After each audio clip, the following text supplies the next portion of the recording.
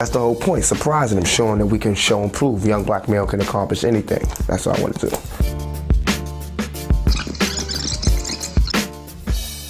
That motherfucker took his destiny in his own hands. Ambition. Juice means power and respect. You gotta be ambitious. To me, it's scary how Juice is like a Shakespearean tragedy. I didn't have a script for Juice, ever. Through the whole film, I didn't have a script. I read cold turkey, walked in there, picked up the sides, and just read. And I got that part. That was God. You know what I'm saying? And that's God that's gonna take me all the way there. When I was in the School for the Arts in Baltimore, all they told me was there's no work for black actors. They was like, get another job. There's no work for black actors. So at the same time, I'm trying to rap, seeing how rapping was starting to take off. Then I moved to California and I had, a chance to be down with Digital Underground. I seized that time, seized that chance and did it. And, when I was doing that, nobody asked me if I could act. Nobody said, can you act? I was just hanging around at the right times, and I was in there while they was doing the auditions. I asked to read for the part, read for the part, just because I happen to have skills. Hopefully I did. I got the part, so. But it's the work. They got to start giving more young black males chances, you know what I'm saying? Because that's what this was. You gotta get the ground beneath your feet, partner. Get the wind behind your back and go out in the blaze if you got to. Otherwise, you ain't.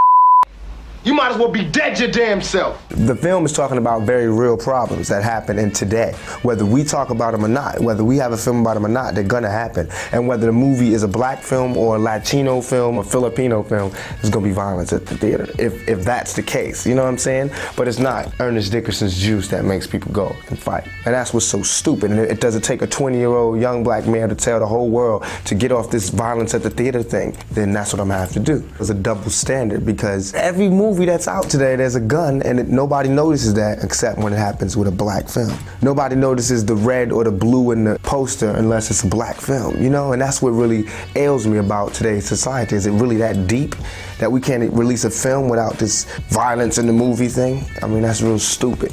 And that's how I look at it. Yo, be careful with that, man. It's loaded. When you use your brain, it doesn't always have to come to a violent end. But sometimes it does, and that's all that I'm saying. That is a choice. They never show you that, okay, the cop's beating on you. You have a choice. Violence to defend yourself, turn the other cheek, or wait for the news cameras to come and talk about it. Like Rodney King. It's happened to me. The police beat me up in the middle of the street for no reason, just simply because I cursed at them, because they were harassing me and I cursed at them, and then they beat me up. Now, in reality, I couldn't shoot them like in my rhymes. I would say, pow, pow, you know what I'm saying? It was a shootout, but I couldn't do that in reality. But in my rhymes, it vents that anger because I can, fire back at the police and won't go to jail for life. And my music, and a lot of this music, it's only talking about the oppressed rising up against the oppressor. That's all. That's what my music's about. So if only people that's scared are the oppressors. The only people who could have any harm coming to them are those who oppress. Simple as that. Doesn't matter what happened. If y'all want us to be guilty, we'll be guilty. Do you think that as an artist you have social responsibility? It depends on who you're writing your music for. If they were doing their music for black people or for people who want to come to a better understanding on how things really are, then they did a good job. You know what I'm saying? Because I want to see the true picture.